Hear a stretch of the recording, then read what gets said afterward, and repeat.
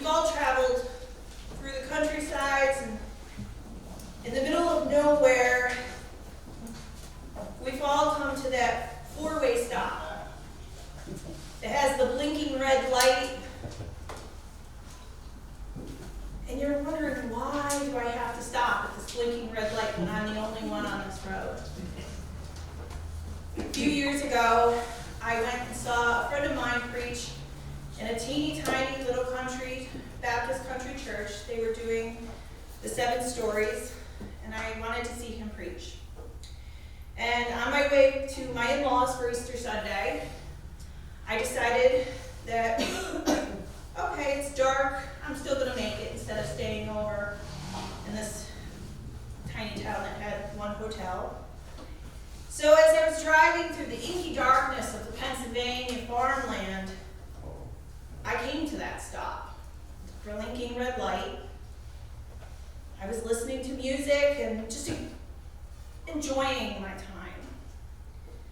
And I got to that light, and I had to make the decision, do I slow to a stop, or do I just go through? It's 10 o'clock at night, no one's going to know. So I did, and just the way that life does, the bubble lights came on. And I, got pulled over. The officer comes up to my car. It's full of, suitcases and everything I would need to go away for the weekend. And I handed my driver's license, and he says, "What are you doing this far out of Lackawanna County?" And my only response to him was, "Where am I?" Actually, I didn't know. I didn't know what county it was, what town I was in. He did let me go on a warning, reminded me that the red light is there for a reason. Still don't know, because it was a crossroads in the darkness, in the middle of nowhere.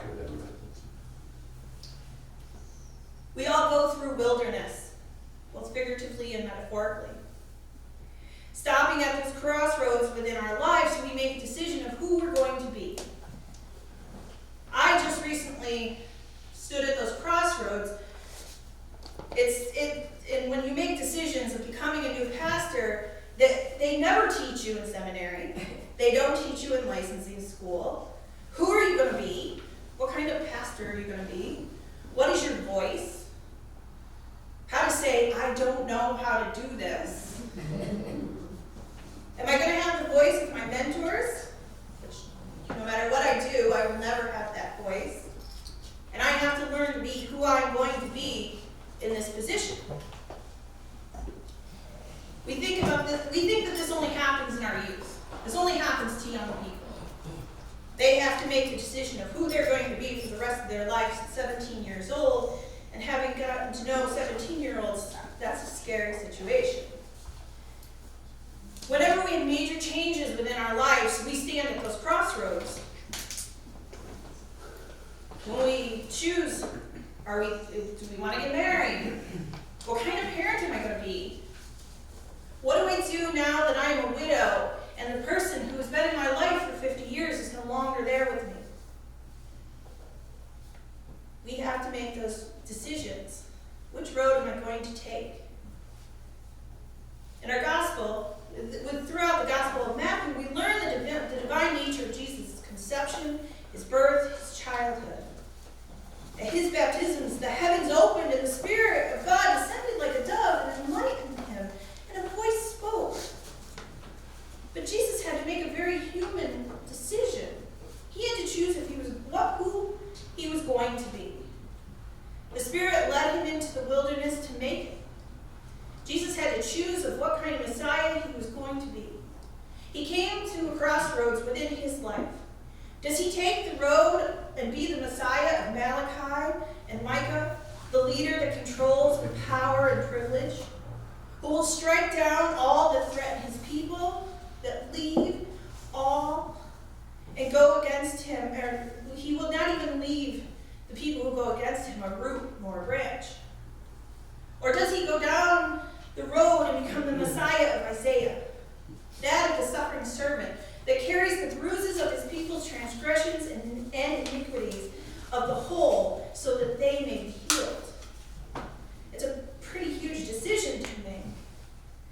As Jesus is in the wilderness for the 40 days and 40 nights, he is fasting.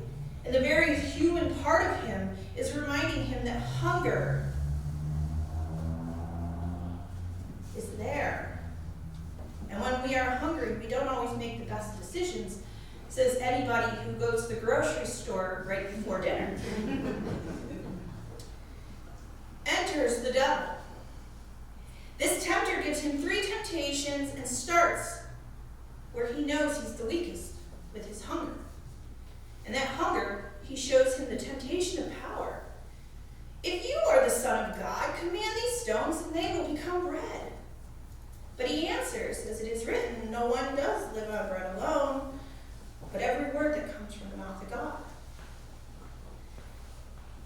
So the tempter then goes and challenges his position as the Son of God.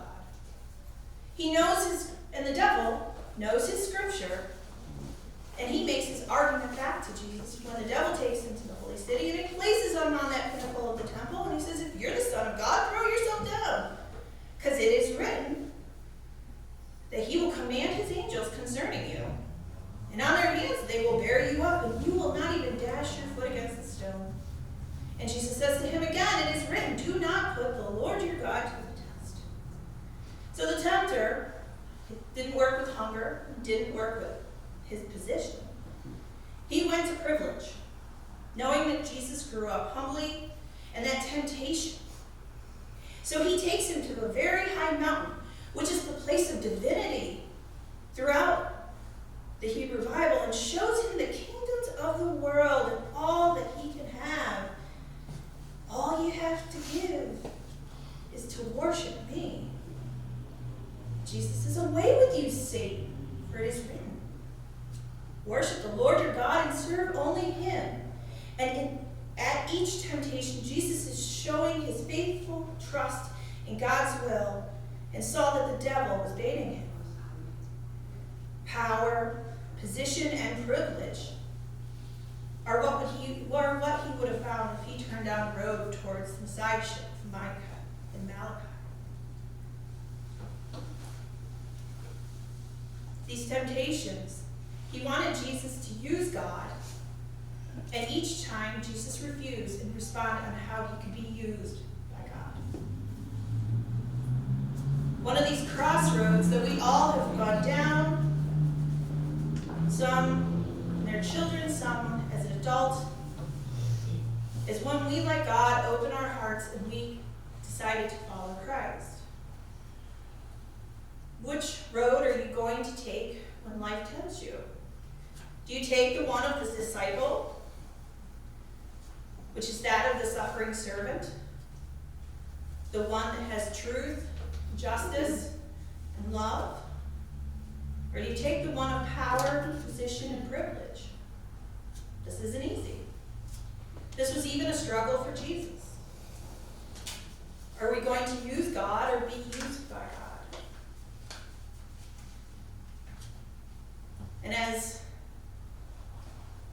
hymn that is my favorites, and also the chorus to the Reverend Mr. Black by the Kingston Trio, we must walk that lonesome valley. We have to walk it by ourselves.